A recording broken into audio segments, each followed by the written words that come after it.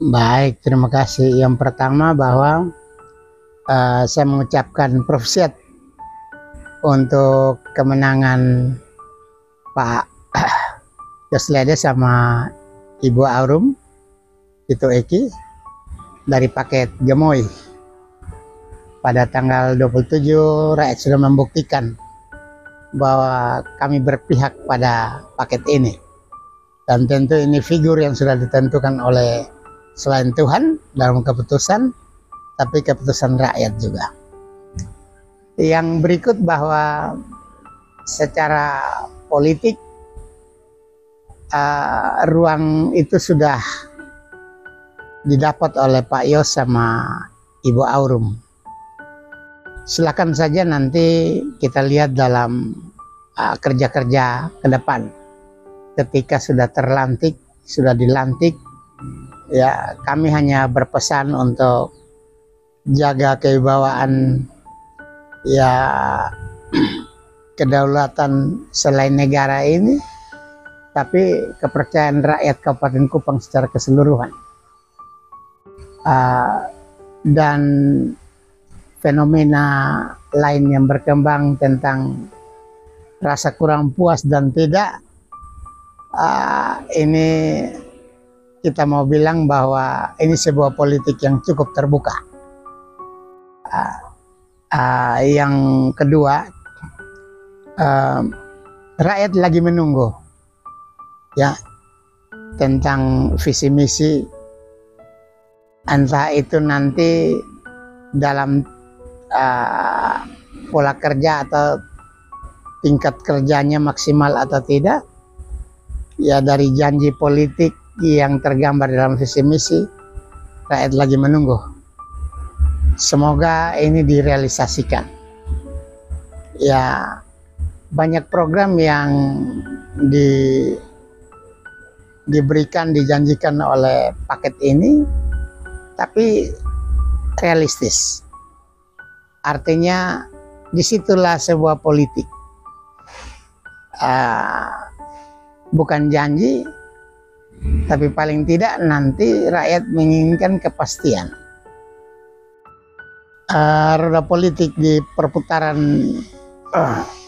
perperiodik ini juga dari rekam-rekam jejak yang ada, kita sudah sebagai orang partai, sebagai masyarakat Kabupaten Kupang juga sudah punya penilaian khusus yang tentu itu menjadi track record dari seorang pemimpin pemerintahan.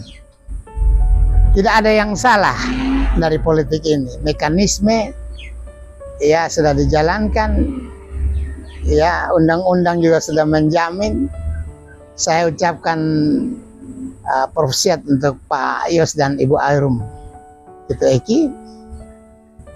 Kami mendukung. Kami, apalagi kami sebagai petinggi partai, pemegang hak partai, kami mendukung.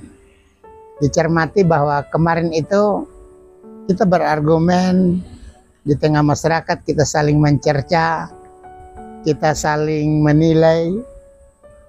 Itu fenomena sebuah politik dengan bumbunya. Tapi ketika ini sudah jelas, kita harus lapang dada, legowo menerima kenyataan politik. Dan saya yakin Pak Yos sebagai satu generasi yang datang dari generasi kaum muda, masih energik ya. Ibu Aurum juga begitu, dalam kapasitas sebagai perwakilan perempuan, mengimbangi pola pikir orang perempuan orang Timur, yang notabene bahwa keran politik itu masih sangat buta, masih jauh. Tapi munculnya Ibu Aurum dengan Pak Yos, ya penilaian tentang atau image masyarakat tentang memilih suku tidak ada. Ya, kita tidak sedang memilih satu kepala suku di sini.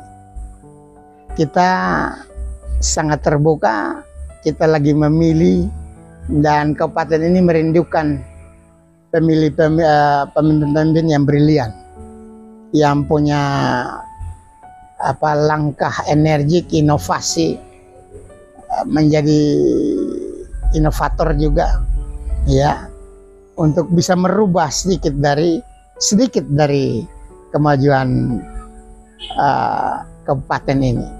Kenapa saya bilang sedikit? Belum tentu 5 tahun bisa menjawab. Pasti ada pembenahan di sana dan sini. Ya, melihat juga dari kekuatan sumber dana yang didapat dari PAD, Kabupaten Kupang masih sangat minim untuk bisa mencapai target program. Hanya satu yang saya lihat dari kacamata saya sendiri, Pak Yos luar biasa. Pernah menjadi seorang ketua Dewan Kabupaten Kupang, kemudian mengambil keputusan untuk bergeser dari kursi perwakilan provinsi, walaupun sudah terpilih. Itu satu keputusan yang luar biasa, dan pasti ada punya keinginan atau kemauan untuk melihat kembali kabupaten ini seperti apa. Dari kacamata kami harus akui bahwa Pak Yos punya kreativitas, dedikasi, tanggung jawab yang tinggi terhadap kabupaten ini, yang telah membesarkan dia, dan jejak politiknya tercatat di Kabupaten Kupang, bukan di kabupaten lain. Itu harus diakui.